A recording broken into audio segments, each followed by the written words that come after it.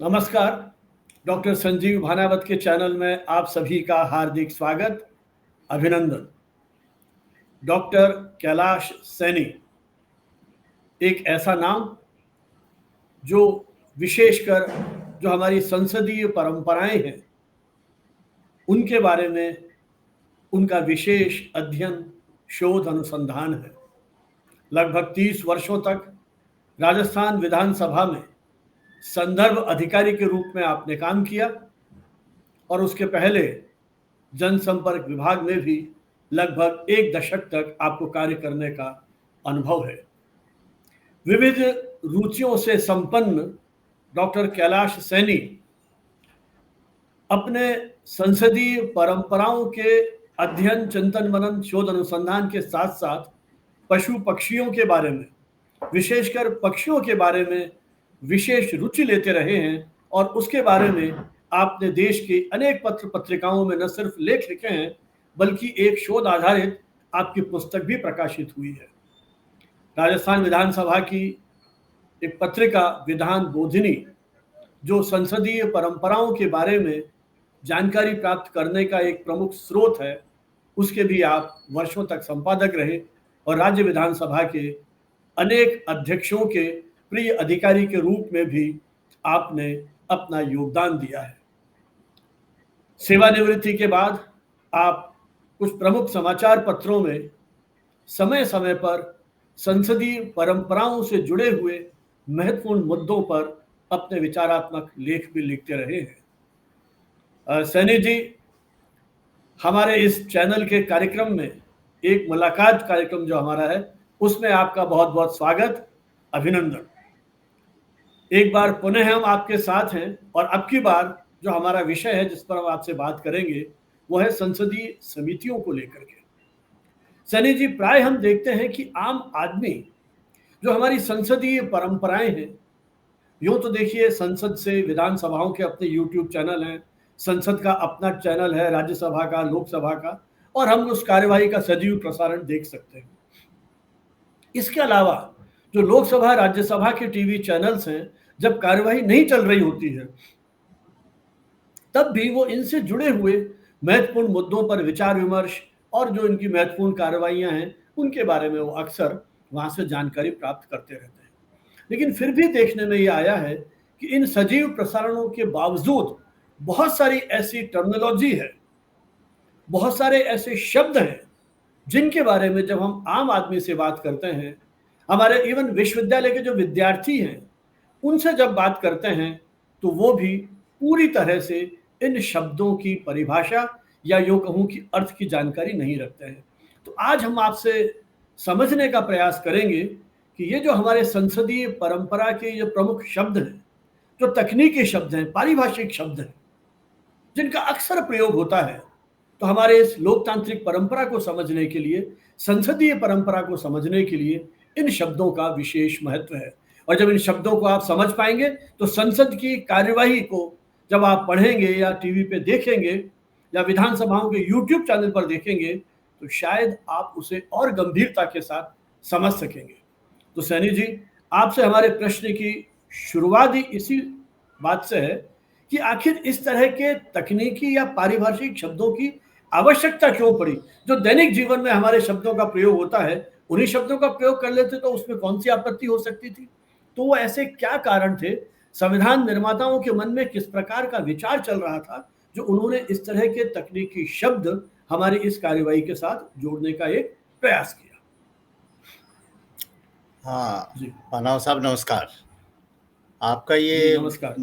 बहुत वाजिब प्रश्न है कि ये संसद और विधानमंडलों की कार्यवाही में ये तकनीकी शब्द जो कुछ अटपटे भी लगते हैं आम आदमी को, उनका ही शब्द क्यों किया जाता है। इसके लिए मेरा निजी मत तो ये है कि संसद और विधानमंडलों की जो कार्रवाई है वो विशिष्ट प्रकार की कार्रवाई है, आम संस्थाओं की कार्रवाई से बिल्कुल हटकर है।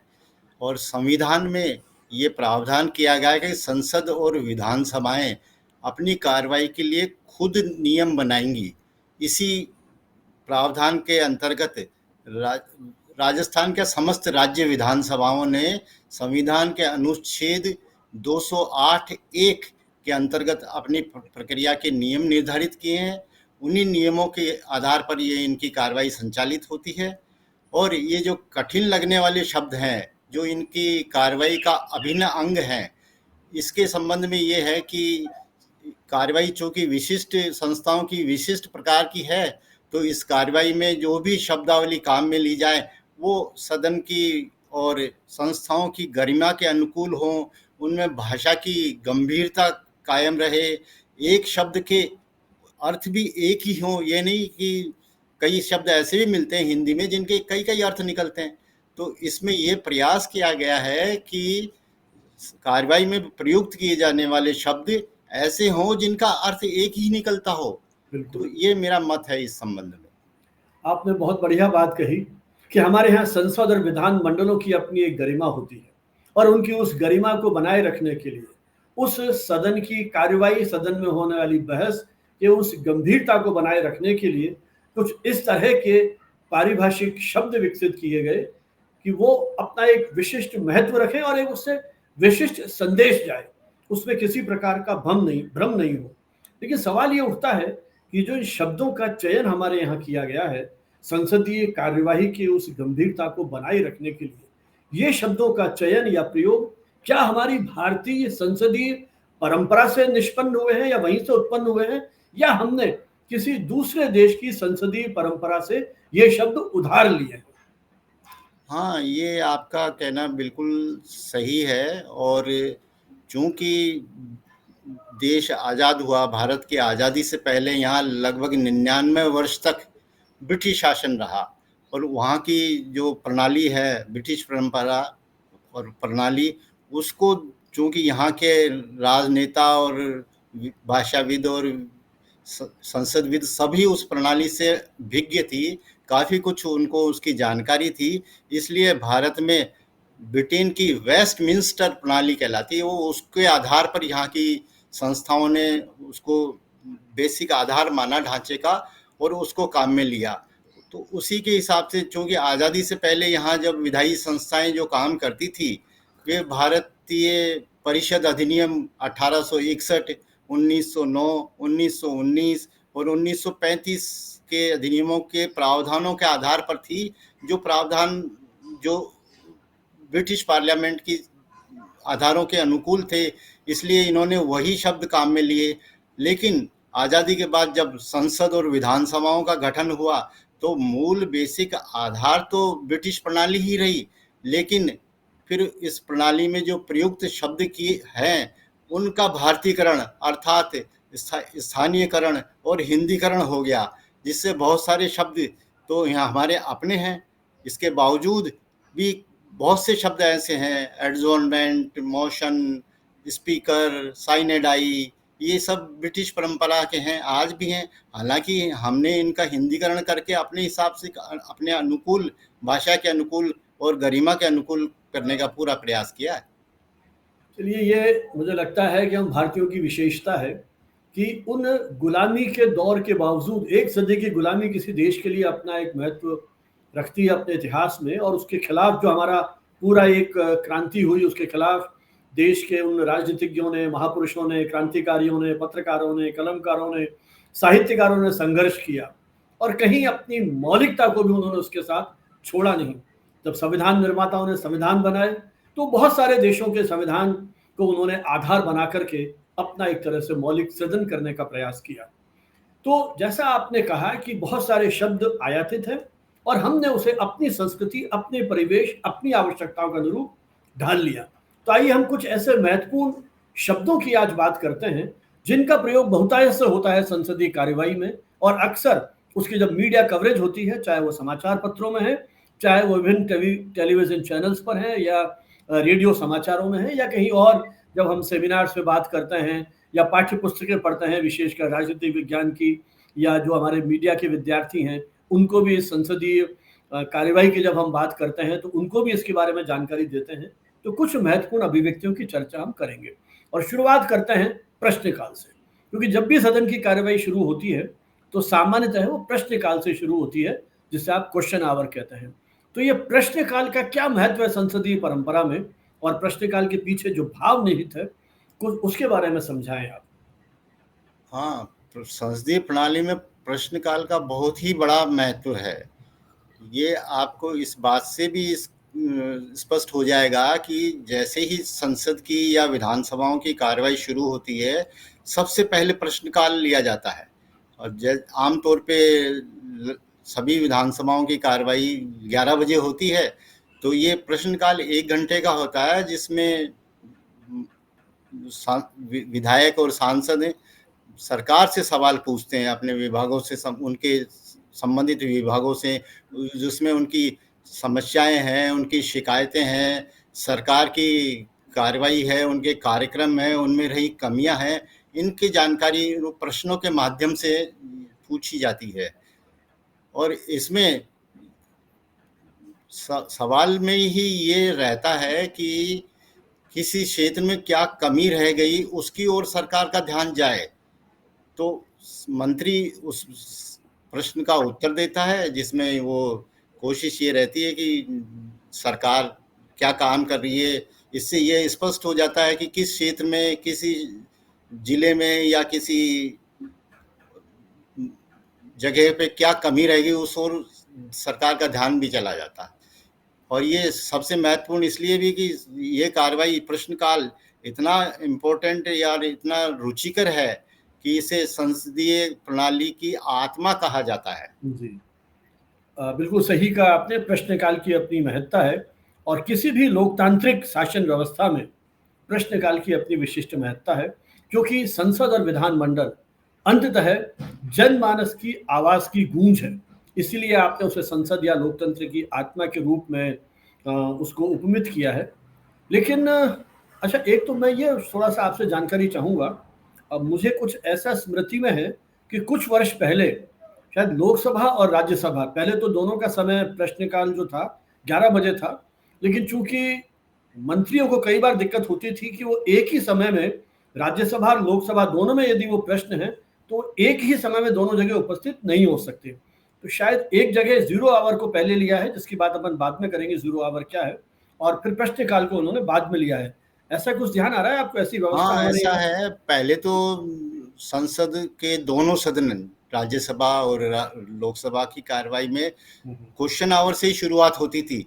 लेकिन जैसा आपने अभी प्रश्नकाल को लेके जो कठिनाई बताई, वो उसके अलावा कुछ और भी कारण हो सकते हैं। अब वर्तमान में भी राज्यसभा में प्रश्नकाल 12 बजे लिया जाता है, जी और जो 0 आवर, जिसको शून्यकाल बोलते हैं, वो 11 बजे होता है। जी। तो अब ये जो प्रश्न वाली बात है, देखिए हम लोग तो अध्यापक रहे, और क्लास में भी विद्यार्थियों से प्रश्न पूछिए, सवाल पूछिए। तो एक तो क्लास में सवाल पूछना है, विद्यार्थी को जब किसी विषय में परेशानी हुई वो तुरंत सवाल पूछ लेता है। लेकिन संसद में तो ये संभव नहीं है कि आप अपनी जब इच्छा हुई तब सवाल पूछ लिया। संसद की अपनी एक गरिमा है, अपनी मर्यादाएं हैं, कार्यवाही के कुछ नियम उपनियम हैं।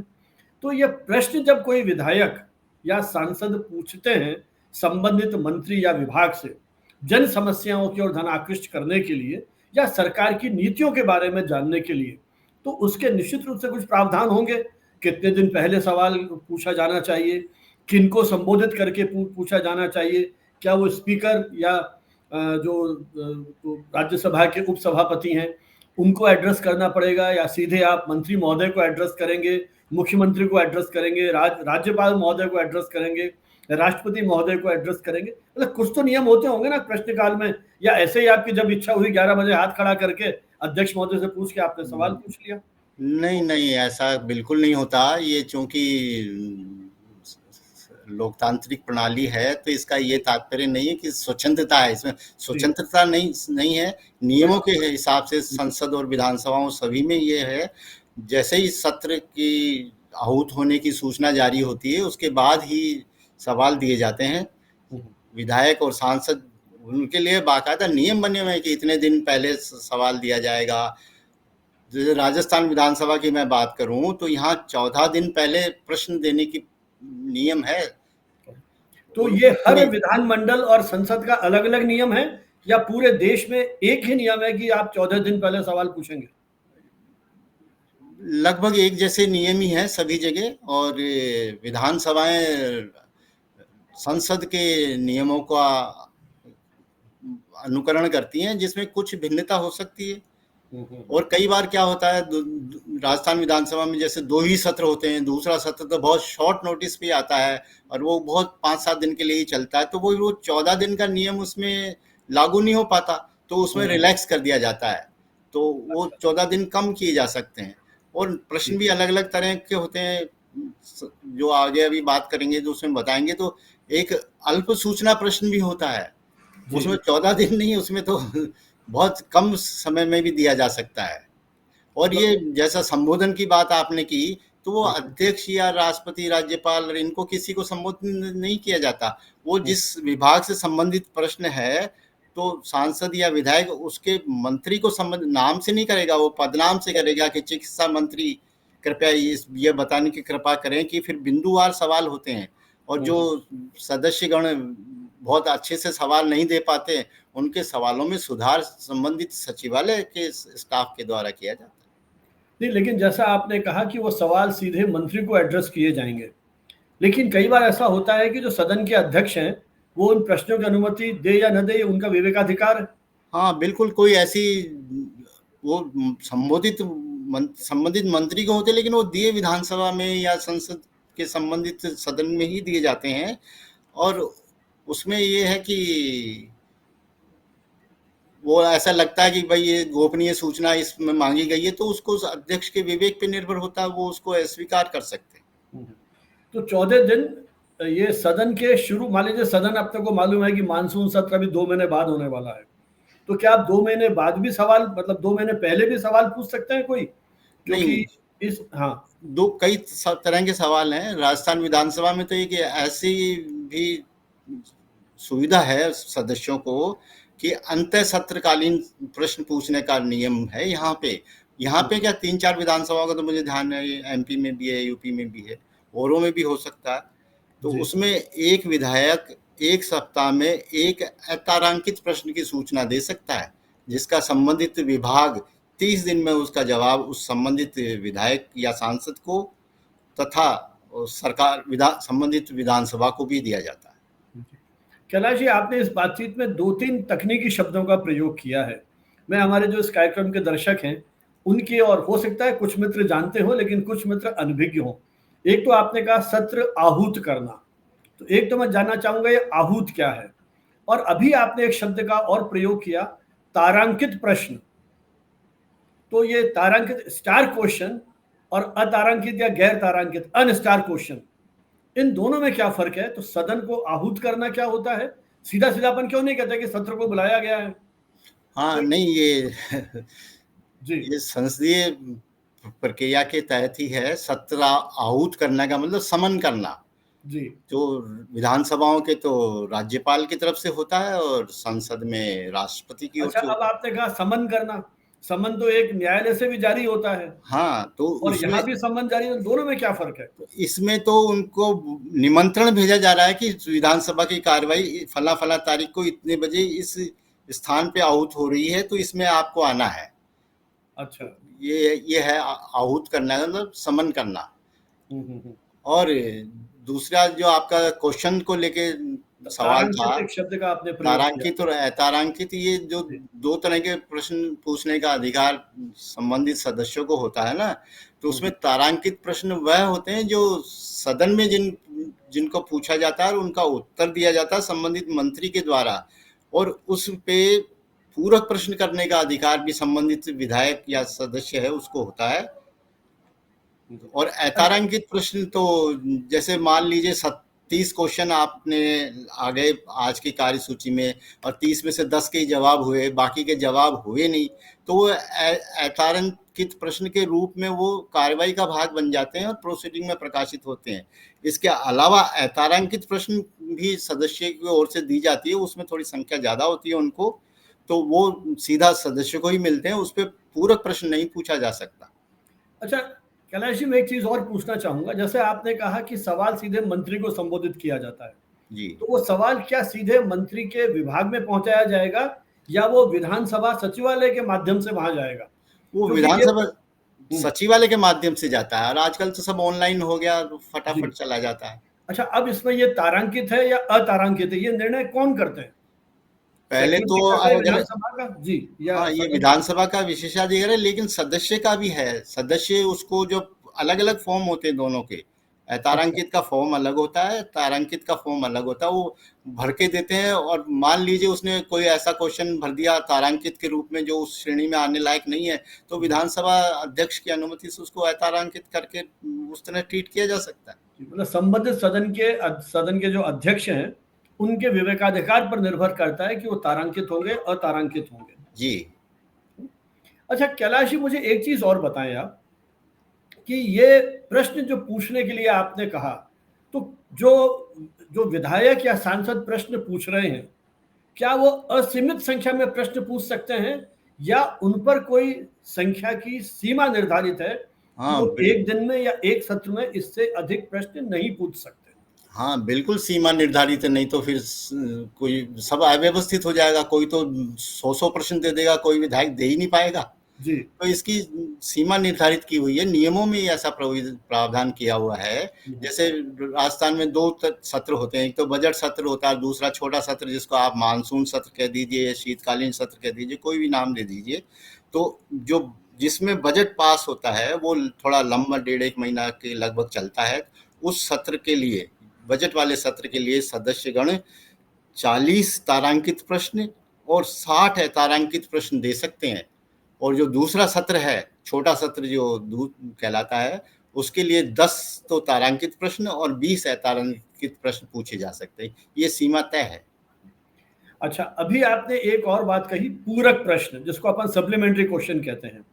पूरक प्रश्न जब विधानसभा की या संसद की कार्यवाही चल रही है और मंत्री महोदय उसका उत्तर दे रहे हैं, तभी पूरक प्रश्न पूछे जा सकते हैं, या जो लिखित में उत्तर दिए गए हैं उस पर भी यदि आपको शंका है, तो आप फिर उसमें भी कोई पूरक प्रश्न लिख करके दे सकते हैं कि मुझे इसके साथ ये जानकारी भी चाहिए?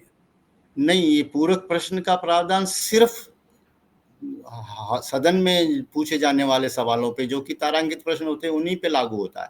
और अलिखित जो होते हैं, मतलब अतारांकित जो प्रश्न है, उन पे ये पूरक प्रश्न का प्रावधान नहीं होता। अच्छा, ये जो पूरक प्रश्न है, क्या इनकी भी संख्या निश्चित है, निर्धारित है, कि विधानसभा या संसद के सत्र के दौरान एक प्रश्न का उत्तर देते समय कोई भी विधायक या सांसद अधिकतम 1, 2, 3 पूरक प्रश्न पूछ सकता है? ये अध्यक्ष जो आसन पे बैठे होते हैं, उनके सूझबूझ पे, उनके विशेषाधिकार पर भी निर्भर करता है। लेकिन अमूमन होता ये है कि पूर्व प्रश्नकर्ता जो है, मूल प्रश्नकर्ता, उसको 2 अधिकतम प्रश्न पूछने का अधिकार होता है। लेकिन समय अभाव के कारण कई बार एक ही पूछा जा सकता है। और ये भी होता है कि कोई दूसरे जो रुचि रखते हैं विषय में, सवाल में, वो भी पूछने के अधिकार रखते हैं, वो पूछते भी हैं। लेकिन कई बार अध्यक्ष का ये रहता है कि भाई ज़्यादा से ज़्यादा प्रश्नों के उत्तर आए, इसलिए दूसरे सदस्यों को जो उनका उस प्रश्न से या उसके किसी विषय से रुचि संबंध नहीं होता, उनको अनुमति नहीं देते हैं। नहीं, लेकिन कई बार ऐसा हो सकता है कि वो प्रश्न जब पूछा गया हो तो आपको वहीं बैठे बैठे अनायास उसके साथ बहुत सारे सवाल या शंकाएं मन में जागृत होती हैं। तब फिर वो दूसरा जिसने मूल प्रश्न पूछा है, उसके अतिरिक्त भी यदि कोई सदस्य है, तो वो शायद सवाल पूछना चाहे, लेकिन फिर शायद जो अध्यक्ष हैं सदन के, उन्हीं के अनुमति में निर्भर करेगा कि वो अनुमति देते हैं या नहीं देते हैं। इसमें नेता प्रतिपक्ष को ये अधिकार है, वो उसमें इंटरवीन करके सवाल पूछ सकते हैं पूरक प्रश्न के रूप में। अच्छा, एक स्थिति और है, ये तो आपने बताया एक निर्धारित प्रक्रिया है कि अल्पकालीन नोटिस भी दे सकते हैं, लेकिन कई बार ऐसा होता है जब सदन का कार्यवाही चल रही होती है, सत्र उस समय चल रहा है, अचानक कोई महत्वपूर्ण घटना घट जाती है, बहुत ही ये समय का नहीं पता पड़ता है, कोई ऐसी घटना घट गई और उस पर यदि कोई प्रश्न पूछना चाहे, तो क्या ऐसा कोई प्रावधान है कि प्रश्नकाल में हम तुरंत प्रश्न पूछ सकें या 24 घंटे के नोटिस पर पूछ सकें? ये इस तरह के नियमों में तो नहीं है, लेकिन जैसे बहुत ही कहीं पे दंगा हो गया या कोई आगजनी हो गई, बहुत जान माल का नुकसान हो गया, तो उस ऐसी चीजों को सदन की कार्रवाई के दौरान भी पॉइंट ऑफ इंफॉर्मेशन के माध्यम से पूछा जाना। ये पहले नहीं होता था, लेकिन हाल के वर्षों में इस तरह की होती है। सूचना संबंधित जिसके जानकारी में आ गई, वो सदन को सूचित करता है, फिर पॉइंट अध्यक्ष। ऑफ इंफॉर्मेशन, आपने क्या पॉइंट ऑफ इंफॉर्मेशन कह के वो अध्यक्ष की या जो भी आसन पे बैठा हो उनकी अनुमति लेके फिर जानकारी में लाया जाता है ताकि सरकार को पता चले। जी, जब किसी सदस्य ने प्रश्न पूछा और उसका दिन निर्धारित हो गया कि इस दिन को आपके इस प्रश्न का जवाब दिया जाएगा, संयोग से किसी कारण से, अस्वस्थता के कारण या यात्रा के कारण या कोई भी ऐसी अनहोनी परिस्थिति हो गई, सदस्य सदन में उपस्थित नहीं होता है, उस स्थिति में उस प्रश्न का क्या मंत्री महोदय उत्तर देते हैं? क्योंकि जब सदन के अध्यक्ष नाम लेंगे उन विधायक का या सांसद का और वो सदन में उपस्थित नहीं है, तो क्या उनकी अनुपस्थिति में भी उत्तर दिया जाएगा या प्रश्न रद्द कर दिया जाएगा या उनको लिखित में जवाब दे दिया जाएगा?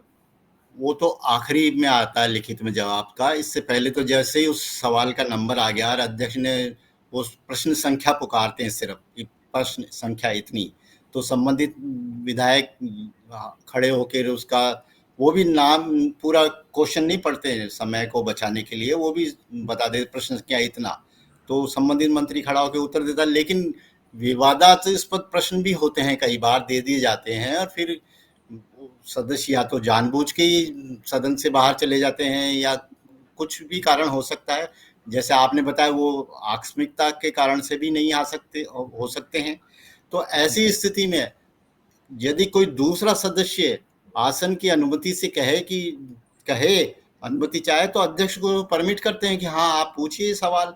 और अब कभी कभी तो ऐसा भी होगा कि अध्यक्ष ने ही वो सवाल पूछ लिया है, सदस्य नहीं है, तो सवाल की महत्ता पर निर्भर करता है, तो अच्छा, ऐसा भी होता है। फिर कुल मिला के अध्यक्षीय विवेकाधीन पर निर्भर है। अच्छा कैलाश जी, क्या कभी ऐसा भी संभव है, जैसा अपन ने एक सामान्य बात कही कि सत्र की शुरुआत अमूमन 11 बजे जब शुरू होता है तो प्रश्नकाल से होता है, क्या संसदीय इतिहास में ऐसा भी क्षण आए हैं या हमारे जो विधान है, नियम उपनियम है संसदीय कार्यवाही के, उसमें कोई ऐसे दिन भी निर्धारित हैं जिस दिन प्रश्नकाल नहीं होगा और सीधे कार्यवाही शुरू हो जाएगी?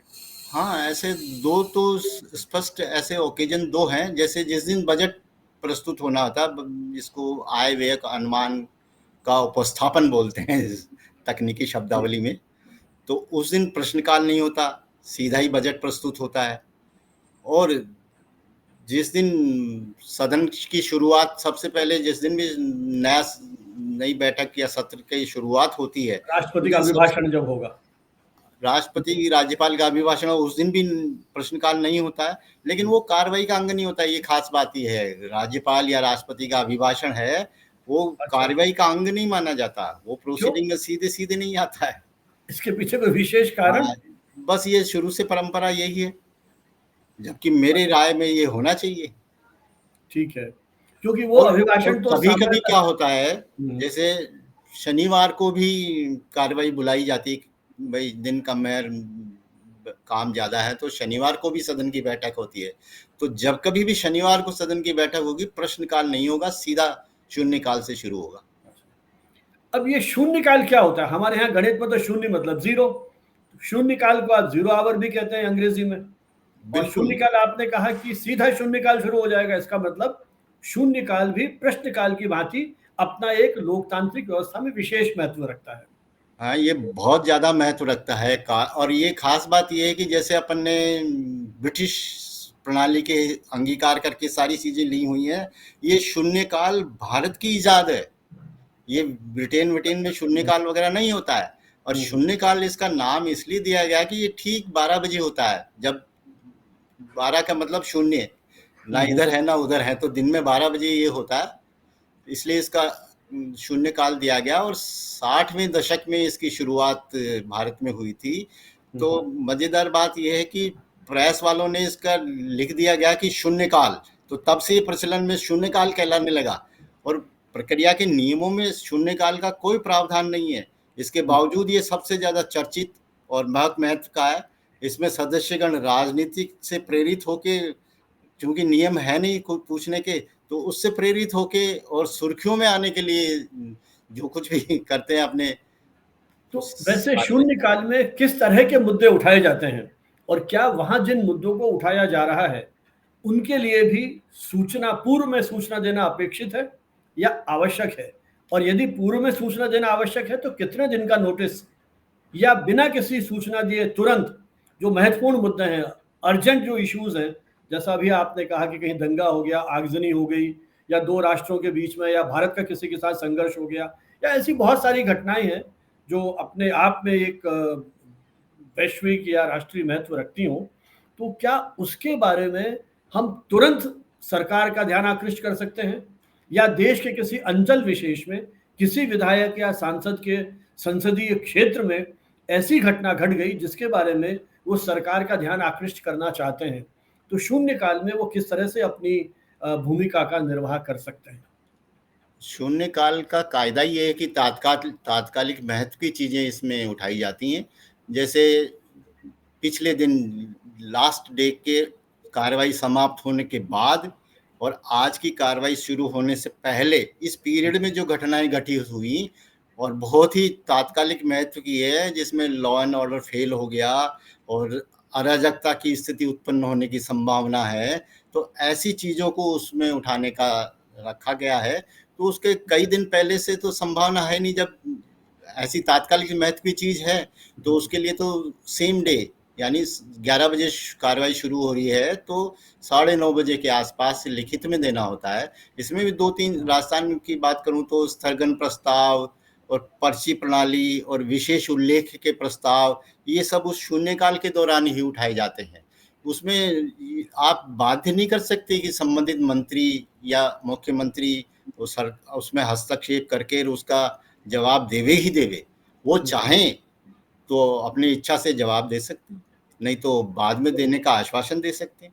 बाध्य नहीं कर सकते आप जवाब देने के लिए सरकार। शून्यकाल के विषयों में बाध्य नहीं किया जा सकता। शून्यकाल का महत्व यह है कि तात्कालिक विषयों पर सरकार का ध्यान आकृष्ट करने के लिए जन समस्याओं की ओर शून्यकाल का अपना महत्व है। तो मुझे लगता है कि प्रश्नकाल और शून्यकाल संसदीय प्रक्रिया में ये दो ऐसे आवर्स हैं या समय हैं जिनकी बहुत अधिक महत्ता है, और ये दोनों जो घंटे हैं, शून्यकाल और प्रश्नकाल, ये सीधे जनता से कहीं ना कहीं जुड़े हुए हैं।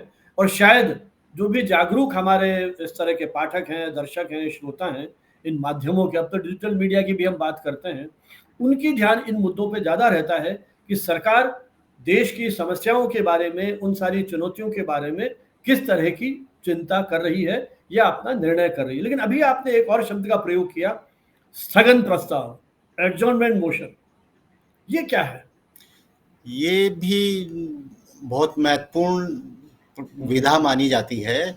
इसमें स्थगन प्रस्ताव, स्थगन से मतलब उसका एडजॉर्नमेंट कर दिया जाए, मतलब कार्यवाही स्थगित कर दी जाए, ये मतलब नहीं है इसका। हाँ, इसका मतलब यही है कि जो नियमित कार्यसूची, जो एजेंडा है, उसकी जो प्रस्ताव, हमारा जो स्थगन प्रस्ताव इतना महत्वपूर्ण है कि कार्रवाई में जो एजेंडा में जो लिया हुआ है उस बिंदु को तो आप स्थगित करें और पहले हमारे इस प्रस्ताव को लें, क्योंकि ये उससे ज्यादा महत्वपूर्ण है, इसलिए इसका नाम स्थगन प्रस्ताव दिया गया है। और इसमें स्थगन प्रस्ताव का ये मतलब नहीं है कि संसद या विधानसभा की कार्यवाही रोक दिया जाए, ऐसा नहीं है। नहीं, रोकने से नहीं है। समझ गया।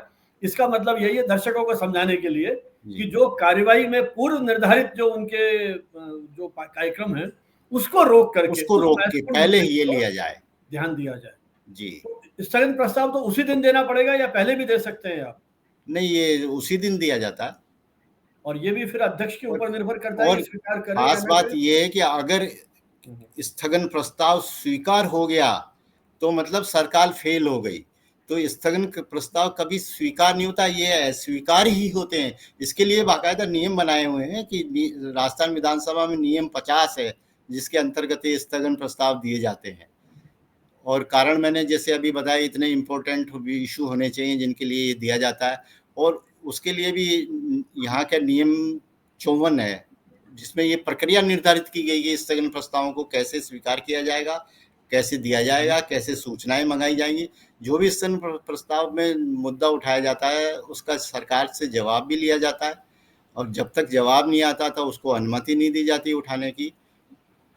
और उनके महत्व के हिसाब से, जी, इनका जो महत्व होता है सूचनाओं का, उसके हिसाब से अध्यक्ष निर्णय करते हैं। जो जितने भी स्थगन प्रस्ताव आते हैं उन पे व्यवस्था दी जाती है। किसी पे कहता है कि इसको सदस्य को 2 मिनट बोलने की अनुमति दी जाती है, किसी के लिए कहा था कि इस पे आपको आपके स्थगन प्रस्ताव इसलिए अस्वीकार किया जा रहा है कि आने वाले दिनों में जब बजट पास होगा तब इसमें ये जिस विभाग से संबंधित आपने ये सवाल उठाए हैं वो उस दिन डिस्कस होंगे, इसलिए आपको आज अनुमति नहीं जाती है, अस्वीकार किया जाता है, उस दिन आपको मौका दिया जाएगा बोलने का। तो ये ऐसी व्यवस्था दी जाती है अध्यक्ष की ओर से।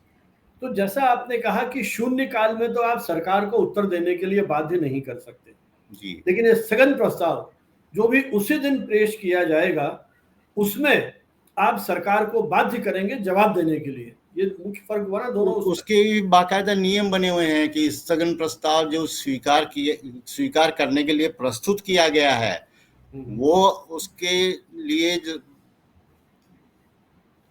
1/4 सदस्य उसके समर्थन में खड़े होने चाहिए, तब उसकी अनुमति दी जाती है। संबंधित सदस्य फिर उसको पढ़ के सुनाता है। उसके बाद में चूंकि वो बहुत महत्वपूर्ण मुद्दा हो गया इसलिए और सदस्यों को भी उसमें वाद विवाद में भाग लेने की अनुमति दी जाती है। उसके बाद फिर मतदान होता है। मतदान में अगर वह स्थगन प्रस्ताव अस्वीकार हो गया तो स्वतः ही हो गया, और अगर स्वीकार हो गया, पारित हो गया तो सरकार ही गिर जाएगी। तो कैलाश जी थोड़ा विस्तार से समझाएं आप कि स्थगन प्रस्ताव किन तरह की परिस्थितियों में, कुछ ऐसे उदाहरण हो कि कैसी परिस्थितियां, क्योंकि ये बहुत महत्वपूर्ण है कि यदि स्थगन प्रस्ताव स्वीकार हो गया तो सरकारें गिर जाती हैं। इसका मतलब जैसे आप विश्वास मत की, उसकी बात अपन थोड़ी देर बाद करेंगे, confidence motion, no confidence motion उनकी बात करते हैं, वहां भी सरकारें गिरती बनती हैं। तो बेसिकली इनमें क्या फर्क हुआ इसकी बात बाद में करेंगे, लेकिन फिलहाल मैं ये जानना चाहता हूं कि स्थगन प्रस्ताव ऐसी कौन सी परिस्थितियां होती हैं प्रदेश या देश में जब लाया जा सकता है और उस पर फिर विचार वो शायद अध्यक्ष तय करेंगे, इतने घंटे विचार विमर्श होगा, सभी पार्टियों के जो प्रतिनिधि हैं वो बोलेंगे, मतलब क्या क्या इसका स्वरूप होता है, थोड़ा उसके बारे में समझाएं आप कि हमारी इस लोकतांत्रिक और संसदीय परंपरा में स्थगन प्रस्ताव एडजॉर्नमेंट मोशन की क्या महत्ता है। जी, उसका तो अभी जैसे मैंने थोड़ी देर पहले ही जिक्र किया कि कानून व्यवस्था फेल हो जाना और सदस्य के पास और कोई तरीका नहीं है, संसदीय प्रणाली में कोई ऐसी विधा नहीं है कि जिसके तहत वो उस सवाल को उठा सके, तो वो फिर स्थगन प्रस्ताव के माध्यम से उठाया जाता है। अच्छा अच्छा, क्या ऐसे कोई उदाहरण ध्यान है आपको राष्ट्रीय स्तर पर या प्रांतीय स्तर पर किसी भी राज्य के बारे में जहां स्थगन प्रस्ताव के आधार पर सरकारें गिरी हो? नहीं, स्थगन प्रस्ताव को लेके तो नहीं गिरी, बाकी विश्वास प्रस्ताव जिसकी की अभी आप बात करेंगे रहा है वो तो रही है। स्थगन प्रस्ताव के आधार पर आज तक देश की जब से संविधान लागू हुआ तब से आज तक ऐसा कोई प्रसंग नहीं। हाँ, ऐसा मेरी जानकारी के हिसाब से तो नहीं। जी, अच्छा, इसी तरह से एक और है, अपन शून्यकाल की बात की, स्थगन प्रस्ताव की बात की, जब हम जो भी इस प्रकार के मुद्दे हैं संवेदनशील या महत्वपूर्ण जिसपे सरकार का ध्यान आकृष्ट करते हैं, लेकिन एक विशेष उल्लेख, स्पेशल मेंशन की बात और आती है, तो ये स्पेशल मेंशन क्या है?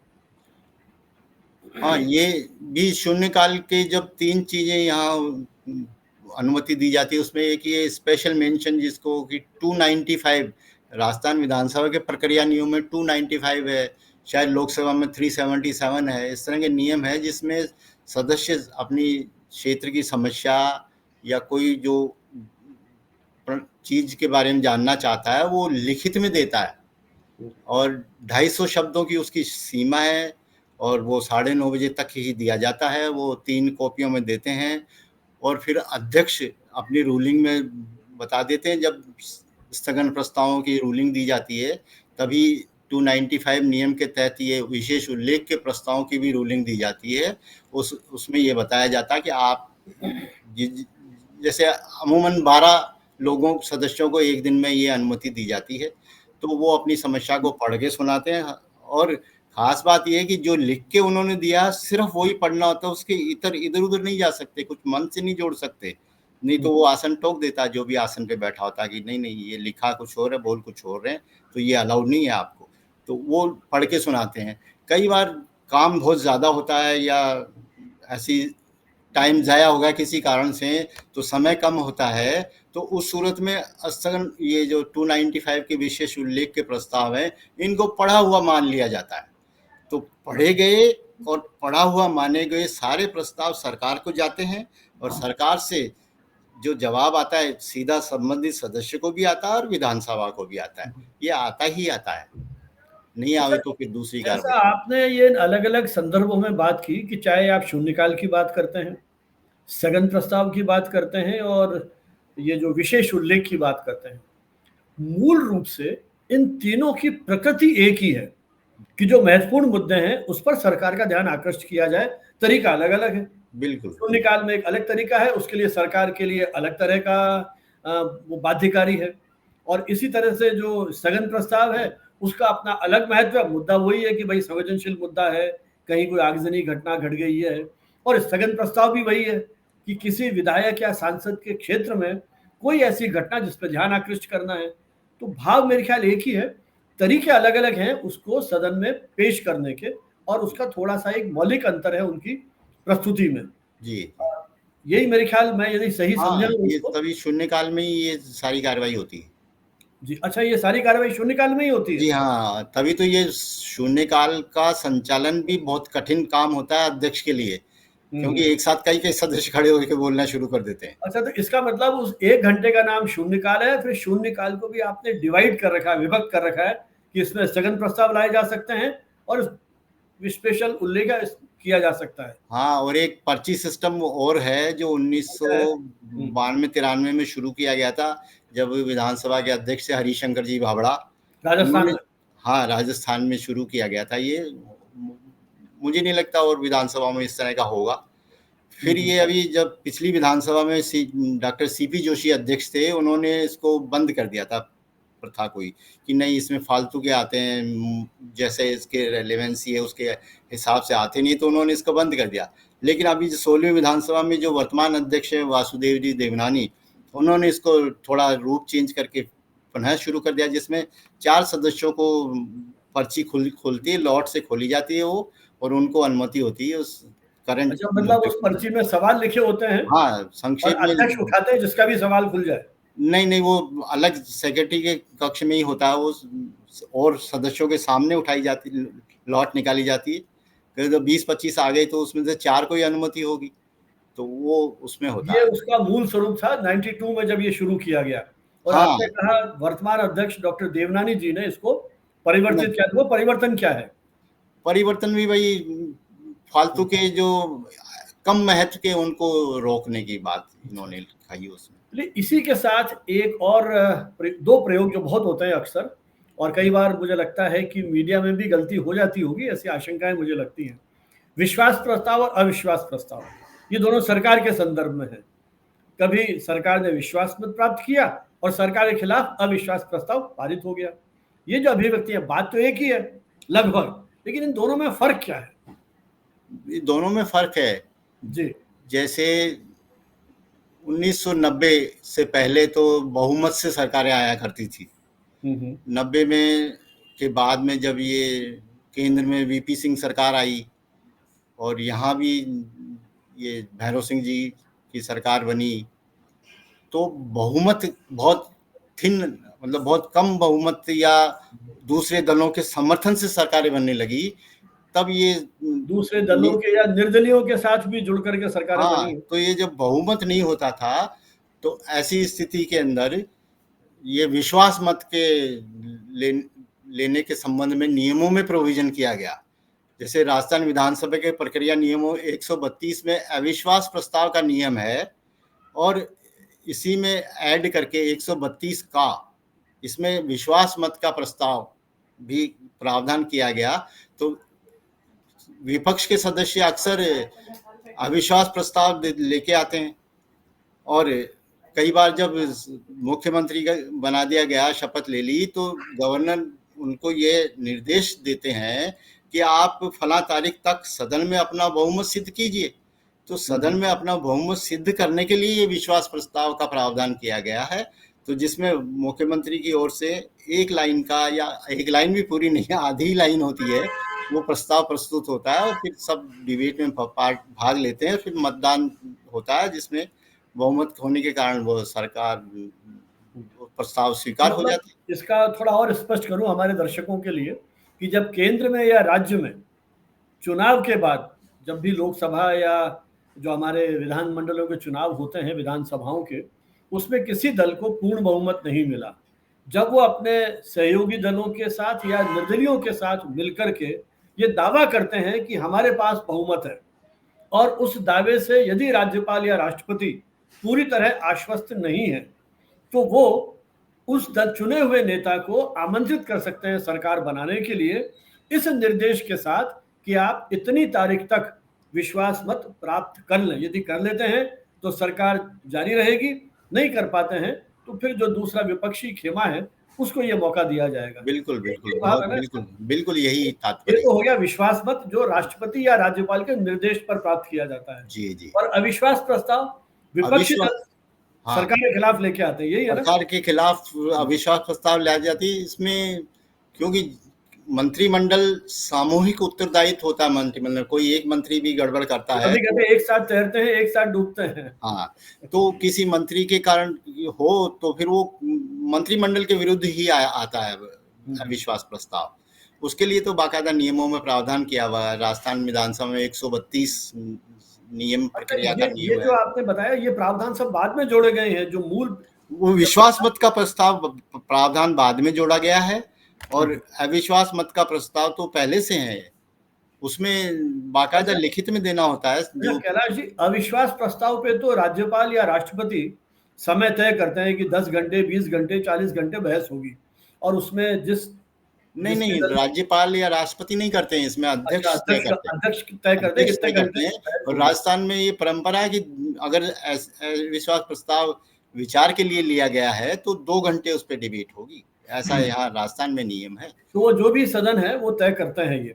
लेकिन विश्वास मत में तो ऐसी बहस नहीं होती ना, वहां तो मुझे लगता है कि जब आपने शपथ ली मुख्यमंत्री या प्रधानमंत्री के रूप में, तो तुरंत कुछ ही दिन में आपको अपनी बहुमत सिद्ध करना होता है। हाँ, तो उसमें पूरे दिन डिबेट चलती है बाकायदा। सत्ता पक्ष वाले सरकार के समर्थन में बात करते हैं, विपक्ष वाले उसको कैसे ना कैसे उसमें कमियां निकाल के, ज्यादा चलेगी नहीं, गिर जाएगी आपकी सरकार, वो उसी दृष्टिकोण से। एक स्थिति की मैं और कल्पना करता हूँ, ऐसा कई बार देखा भी हमने संसदीय इतिहास में हमारे, कि सरकार अच्छी चल रही है बहुमत के साथ, अचानक सहयोगी दलों ने किसी भी मुद्दे पर अपना विमति प्रकट करते हुए, असंतोष प्रकट करते हुए समर्थन को विड्रॉ कर लिया, सरकार अल्पमत में रह गई, और प्रधानमंत्री या मुख्यमंत्री जो भी हैं वो ये दावा करते रहे कि बहुमत हमारे साथ है। तब भी सरकार कह सकती है, विश्वास राष्ट्रपति कह सकते हैं, या बिल्कुल ऐसा निर्देश हो सकता है दोबारा से। तो ऐसी स्थिति में विपक्ष ये अविश्वास प्रस्ताव लाता है। भाई, आप कोई ऐसे प्रसंग याद हो आपको जो विश्वास प्रस्ताव और अविश्वास प्रस्ताव पे कोई ऐसे रोचक उदाहरण है ऐसे हमारे इतिहास में? लेकिन हम आपसे जानना चाहेंगे कि ऐसे बहुत ही प्रचलित उदाहरण अटल बिहारी वाजपेयी का है 1999 का।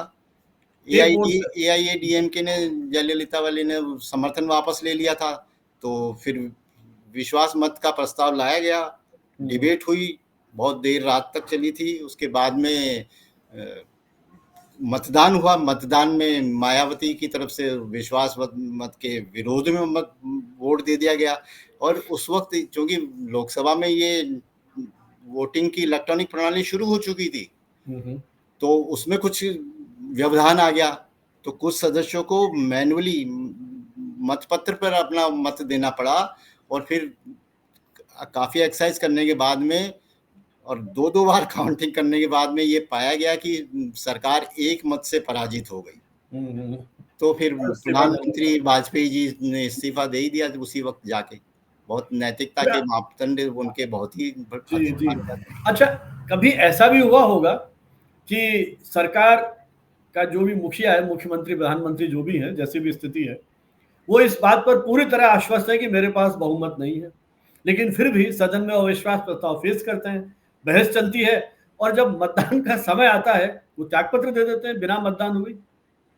हाँ, वो ऐसा भी हुआ होगा। राजनीति के क्षेत्रों में तो कई तरह की बातें हो रही हैं कि भाई व्यवस्था कर रहे थे, व्यवस्था हो तो नहीं पाई, इसलिए इस्तीफा दे दिया गया। जी। अच्छा, एक और हम अक्सर सुनते हैं कट मोशन, कटौती प्रस्ताव। जी, ये क्या है और किस प्रकार की कटौती करते हैं? क्या कोई संसाधनों की कटौती है, वेतन की कटौती है? क्या कटौती से क्या अर्थ है? कटौती से तात्पर्य ये है कि जैसे राज्यों में और केंद्र में बजट पास करना होता है सरकारों को हर साल। तो बजट पारण के दौरान जैसे बजट की भी कई स्टेज होती हैं। पहली स्टेज में तो सामान्य वाद विवाद होता है, डिबेट में पार्टिसिपेट करते हैं। उसके बाद में विभाग या मंत्रालय बहुत सारे होते हैं, जिसमें से हर साल कुछ चुनिंदा विभागों के या मंत्रालयों के ऊपर डिबेट होकर उनका बजट पास किया जाता है। तो डिमांड शुरू होने से पहले दिन ही ये अध्यक्ष व्यवस्था देते हैं अपनी, जिसमें ये बता दिया जाता है कि भाई डिमांड पेश होने के बाद में संबंधित सदस्यगण जो बहस में भाग लेना चाहते हैं वो कि अपने अपने प्रस्ताव देवें। तो ये कटौती जो प्रस्ताव का जो है प्रोविजन, वो केवल विपक्ष के सदस्यों की ओर से दिया जाता है। यहाँ भी वही लागू हो जाता है कि भाई सत्ता पक्ष विरोध थोड़ी करेगा बजट का कि ये मैं कटौती कराऊंगा, तो मतलब विरोध में हो आप सरकार के। तो विपक्ष वाले कटौती प्रस्ताव देते हैं। तो इसमें मूल रूप से पार्टिसिपेट करने के उद्देश्य से ही ये कटौती प्रस्ताव दिए जाते हैं। बाकी प्रस्ताव में ऐसा नहीं होता कि बजट जो तो बहुत बड़े अमाउंट होते हैं उनके अंदर आप क्या संशोधन, प्रस्ताव में ये होता है कि 100 रुपए कम कर दिए जाए मांग में। तो 100 रुपए से कोई तात्पर्य नहीं है। उनका तात्पर्य सरकार के जो उत्तरदायित्व, उसमें जो बिंदु है जिस पे वो बोलना चाहता है उसको ध्यान में डालने के लिए वो सब कटौती प्रस्ताव देते हैं। तो ये 3 तरह के होते हैं कटौती प्रस्ताव जी। पहला तो होता है नीति निर्मोदन या अनुमोदन, मतलब उसको खारिज करने की, नीति को खारिज करने के साथ। दूसरा होता है मितव्ययी कटौती प्रस्ताव और तीसरा आता है सांकेतिक कटौती प्रस्ताव, जिसमें यह रहता है कि भाई जो संबंधित विभाग की जो मांग है, जितनी राशि की मांग की है उस राशि में 100 रुपए कम कर दिया जाए। तो ये 100 रुपए या कोई मितव्ययता के हिसाब से कोई राशि विशेष, इसका कोई महत्व नहीं होता। ना कोई उसका हिसाब लगा के प्रस्ताव देता है कि इतनी राशि कम कर दी जाए। बस ये डिबेट में भाग लेने के लिए इस तरह का प्रस्ताव दिया जाता है। खास है जैसा आपने कहा कि कट मोशंस विशेष अमूमन क्या होता है, इनवेरिएबली विपक्षी पार्टी के लोग लेके आते हैं। हाँ, कोई कट मोशन यदि स्वीकार हो गया तब भी क्या सरकार के ऊपर आंच आएगी? नहीं, ये स्वीकार होने का राजस्थान विधानसभा की जैसे मैं बात बताऊं तो प्रश्न ही नहीं होता।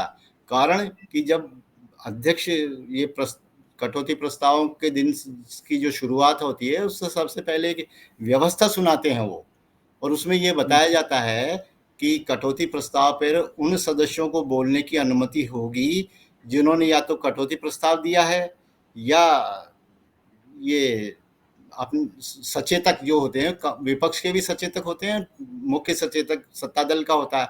सचेतकों ने जिन सदस्यों की सूची दी है उनको बोलने की परमिशन दी जाएगी और बोलने के बाद बजट पारित होने के समय ये कटौती प्रस्ताव अस्वीकार, स्वतः ही अस्वीकार हो जाएंगे।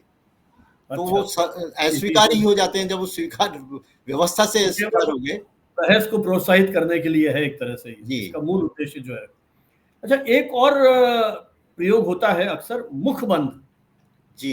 ये किस उद्देश्य से और इसका क्या अभिप्राय है? मुखबंद ये भी इसी से जुड़ा हुआ है, बजट से ही जुड़ा हुआ है, ये टर्मिनोलॉजी है। जैसे अपन ने 7 या 8 दिन तक ये विभिन्न विभागों की मांगों, बजट मांगों को पास कर दिया जाता है। उसके बाद विभाग तो बहुत सारे हैं, तो जो विभाग बच जाते हैं उनके लिए जिस दिन आखिरी दिन होता है ये डिमांड पारित करने का, आखिरी दिन कार्यसूची में ये उल्लेख कर दिया जाए कि इतने बजे मुखबंद हो जाएगा और उसके बाद शेष विभागों की अनुदान मांगों को लिया जाएगा। तो वो अध्यक्ष उस वक्त ये लेते हैं। तो मुखबंद, उस गिलोटिन जिसको इसको अंग्रेजी में या ब्रिटिश पद्धति में गिलोटिन बोलते हैं, उसको यहाँ हिंदीकरण करके, भारतीयकरण करके मुखबंद प्रयोग के रूप में प्रयोग किया जाता है। उसमें फिर इस अध्यक्ष 1 बाय 1 सारे विभागों की डिमांड को पढ़ते हैं कि इतने करोड़, इतने अरब रुपए की जाए। जो पक्ष में हाँ कहें, जो विपक्ष में ना कहें, सब हाँ हाँ बोलते हैं। ना का तो स्वर होगा भी नहीं, होगा तो भी वो नजरअंदाज कर दिया जाता है। उसमें किसी भी सदस्य को, चाहे वो सत्ता पक्ष का हो चाहे विपक्ष का, बोलने की अनुमति नहीं होती है और कोई बोलता भी नहीं। तो ये मुखबंद की प्रक्रिया है। जी। अच्छा, आपने सत्र को आहूत करने वाला तो स्पष्ट कर दिया था, लेकिन दो अभिव्यक्तियां और प्रचलन में हैं। सदन अनिश्चित काल के लिए स्थगित कर दिया गया। जब भी सदन की कार्यवाही मतलब सत्र का जो पूरा समय अवधि पूरी हो जाती है, तब अक्सर हम यही पढ़ते सुनते हैं कि सदन को अनिश्चित काल के लिए स्थगित कर दिया। और उसके बाद आता है अखबारों में कि राज्यपाल या राष्ट्रपति महोदय ने सत्र का सत्रावसान कर दिया। तो ये हाँ, ये अनिश्चित काल के लिए स्थगन और सत्रावसान, ये दोनों क्या है हाँ, ये और क्या दोनों अंतर है? दोनों अलग-अलग चीज़ें हैं, अलग-अलग टर्मिनोलॉजी भी है, इसका अर्थ भी अलग है। जैसे विधानसभा या लोकसभा या राज्यसभा ने अपने सारा काम जो भी सरकार ने तय किया था उसके साथ मिलके वो पूरा हो गया, और अब सदन के पास कोई कार्य शेष रहा नहीं वचन करने के लिए, तो आखिरी दिन अध्यक्ष जो तो सदन के अनिश्चित काल के लिए स्थगित करने की घोषणा कर दी जाती है अध्यक्ष की ओर से। तो इसको साइने डाई अंग्रेजी में कहा जाता है। इसके बाद भी अगर अचानक से सरकार के ध्यान में आएगा, नहीं अभी ये एक फला महत्वपूर्ण बिल तो रह ही गया, या ये अब नया आ गया, नया अचानक आकस्मिक रूप से, तो इसको लेना जरूरी है, तो अध्यक्ष चाहें तो दोबारा से सभी सदस्यों को सूचना भिजवा के सदन की बैठक दोबारा रखी जा सकती है। तो वो अनिश्चित काल के लिए का मतलब कोई तारीख नहीं दी उन्होंने भाई, नहीं तो जब भी सदन की कार्यवाही स्थगित होती है तो ये बताया जाता है लास्ट में कि फला तारीख के लिए 11 बजे तक के लिए स्थगित किया जाता है। तो अनिश्चित काल में कोई तारीख समय बताया नहीं जाता, तो वो तो अनिश्चित काल के लिए स्थगित साइने डाई सेशन की बैठक हो गई। और उसके बाद जैसे कुछ दिन तक कोई काम नहीं रहा, फिर संभावना भी नहीं है, तो फिर सरकार के उससे राज्यपाल या राष्ट्रपति वो सत्रावसान करते हैं, मतलब प्रोरोग कर देते हैं, हाउस का प्रोरोगेशन कहलाता। जी, अच्छा, आपने अभी एक शब्द का प्रयोग किया, हर राजनीतिक दल का अपना एक विप या सचेतक होता है और सरकार की ओर से एक मुख्य सचेतक होता है।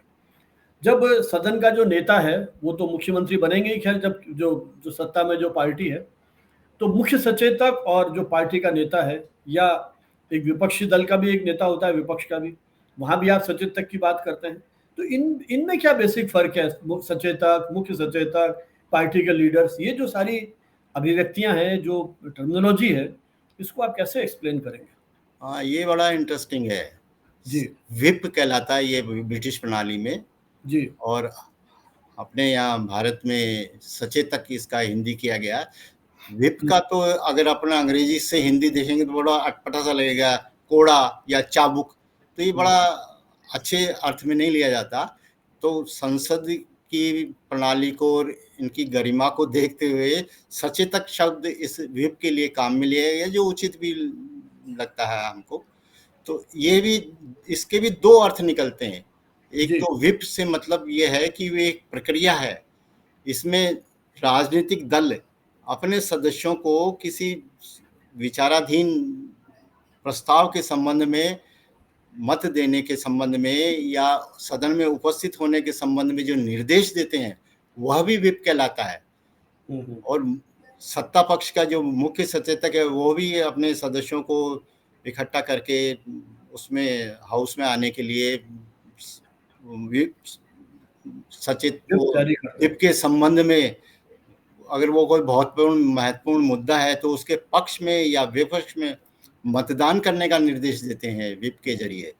और ये जो सचेतक, मुख्य सचेतक है, ये भी विप कहलाता है। चीफ विप और पार्लियामेंट्री विप होते हैं ये विधानसभा में तो ये अलग से है। अपने यहाँ राजस्थान में तो जैसे मंत्री होते हैं ऐसे ही मुख्य सचेतक भी होते हैं। ये सरकारी पद हो गया, वेतन भत्ते इनको अलग से दिए जाते हैं जैसे मंत्रियों को दिए जाते हैं। लेकिन पार्लियामेंट में जैसे राज्यसभा और लोकसभा में विप और इस तरह के पद नहीं होते हैं। वहाँ जो पार्लियामेंट्री मिनिस्टर होता है वो लोकसभा में विप का काम भी करता है, और राज्यसभा में जो पार्लियामेंट का स्टेट मिनिस्टर इंडिपेंडेंट जो होता है वो उसको ये दायित्व उसका होता है कि वो अपने सदस्यों को इकट्ठा करे।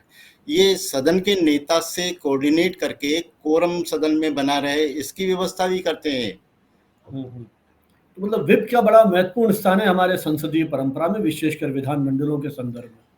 लेकिन कई बार हमने ये पढ़ा है अखबारों में और उसमें, जैसा आपने कहा कि वो महत्वपूर्ण मुद्दा है, मतदान करना है, उसमें स्टैंड क्या लेना है, ये वो दल तय करते हैं और व्हिप जारी करते हैं।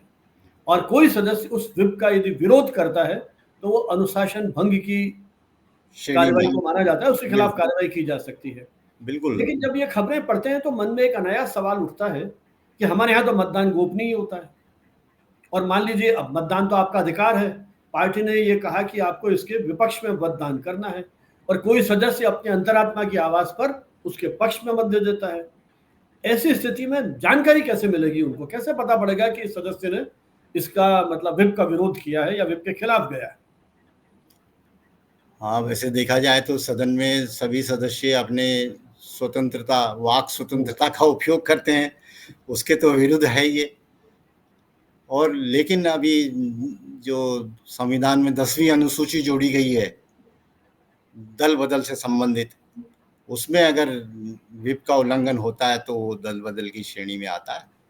जी, तो ये हमने बहुत सारे ऐसे शब्द हैं जो अक्सर प्रयोग में आते हैं। यूँ तो संसद का पूरा एक पुस्तक हम लोगों ने पढ़ी थी किसी कुछ समय, काफ़ी वर्षों पहले, सुभाष कश्यप की बहुत बहुत बड़ा ग्रंथ था, जिसमें विधानसभा और विशेषकर संसदीय कार्यवाही के बारे में काफ़ी जानकारी दी थी। तो मुझे लगता है यूँ तो बहुत सारे टर्मिनोलॉजी बहुत विस्तृत होगी, लेकिन मूल रूप से अपन ने आज बातचीत की जो महत्वपूर्ण इस तरह के शब्द आए दिन प्रयोग में होते हैं। लेकिन इस चर्चा में कोई ऐसे शब्द आपको अनायास याद आ गए हों जो महत्वपूर्ण हो और जिनको अपने को यहाँ चर्चा करनी चाहिए, तो वो बताएं।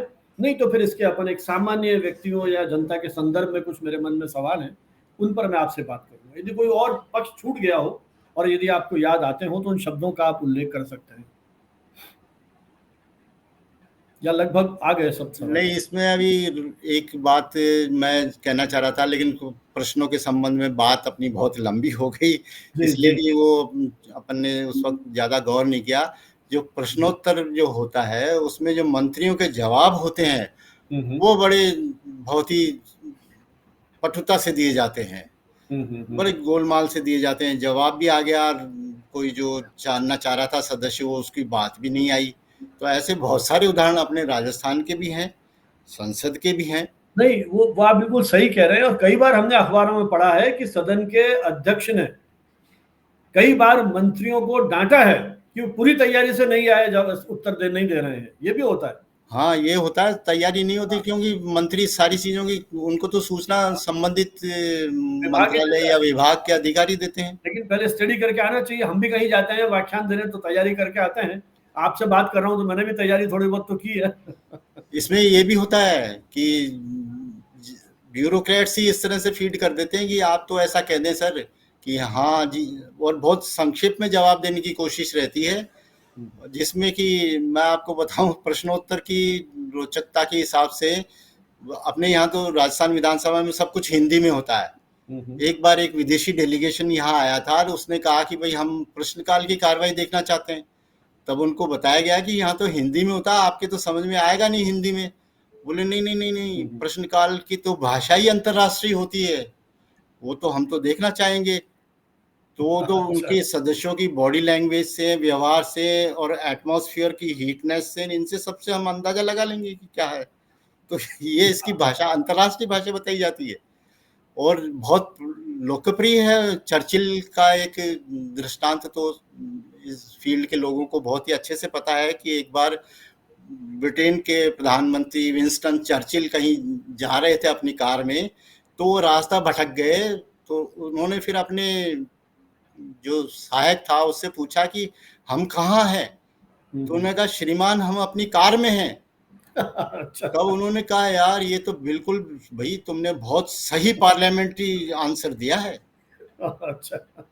तो बहुत ऐसा संसद में, राजस्थान को लेके संसद में एक ऐसा सवाल उठा था हाँ जब हाँ। ये राजस्थान की रियासतों का मर्जर चल रहा था और राज्यों के भी रियासतों का चल रहा था। तो रियासतों के मंत्री थे सरदार वल्लभ भाई पटेल।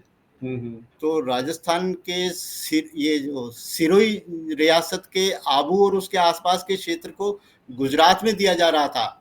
तब राजस्थान के लोगों को बहुत बुरा लगा कि ये बहुत महत्वपूर्ण स्थान है आबूर, इसको ही आप गुजरात को क्यों दे रहे हैं, ये तो हमारे है। तब यहाँ के सांसद के माध्यम से एक सवाल लगाया गया कि आबू और के आसपास के क्षेत्र को किस आधार पर गुजरात को दिया जा रहा है। तो मंत्री ने ये जवाब में ये दिया कि वहां की जनता की इच्छा के आधार पर दिया जा रहा है। तब पूरक प्रश्न किया गया संबंधित सांसद ने कि जनता की इच्छा का पता कैसे लगाया गया। तब मंत्री ने कहा कि जैसा आमतौर पर लगाया जाता है, और वो निरुत्तर हो गए उसका जवाब, और फिर उनको कुछ उपजा नहीं। हालांकि बाद में 1 नवंबर 1956 को वो आबू वापस राजस्थान में आ गया, जनता की इच्छाएं पूरी हो गई। सही बात है। ये सब उनका वाक चातुर्य, वाक पटुता, इस पर भी बहुत कुछ निर्भर करता है। तो ये तो संसद और विधानसभाओं के तो बहुत सारे ऐसे रोचक प्रसंग होंगे जिनकी अपन चर्चा कर सकते हैं। लेकिन एक चीज मेरे और उभर करके आई है दिमाग में समय जब आपने बात की। मान लीजिए कोई मंत्री गलत उत्तर देते हैं, जैसा आपने कहा है कि उनका विभाग बताता है उनको, और सब जगह इंसान बैठे हैं, गलती किसी से भी हो सकती है सूचनाओं को इकट्ठा करने में, वो डेलिबरेटली भी हो सकती है और वो अनायास भी हो सकती है, अपन उस बहस को नहीं जा रहे। लेकिन कोई मंत्री कोई वक्तव्य विधानसभा या संसद के पटल पर देता है, लोकसभा राज्यसभा कहीं भी, और वो ऐसी स्थिति में उस मंत्री के खिलाफ विशेषाधिकार हनन का प्रस्ताव लाने की भी हमने कई बार खबरें पढ़ी है कि कोशिश की जाती है। हाँ, तो बिल्कुल ये मुझे लगता है विशेषाधिकार भी बड़ा महत्वपूर्ण है, लेकिन इस पे अपन चर्चा अलग से बात करेंगे विस्तार से। लेकिन थोड़ा सा ये विशेषाधिकार श्रेणी में आता है। अगर गलत जवाब दिया गया, भले ही वो उनको तो संबंधित स्टाफ ने दिया, लेकिन चूंकि उन्होंने सदन के पटल पे रखवाया बोला है, तो उनके खिलाफ ही आता है। वो तो आता है इस तरह की। कभी विशेषाधिकार पर चर्चा होगी, उसमें विस्तार से अपन बात करेंगे। जी अच्छा, एक चीज और, जैसे अब तो पूरा संसद और विधानसभा की लाइव टेलीकास्ट हो गया, चाहे वो यूट्यूब के माध्यम से हो या इनके टीवी चैनल्स के माध्यम से हो।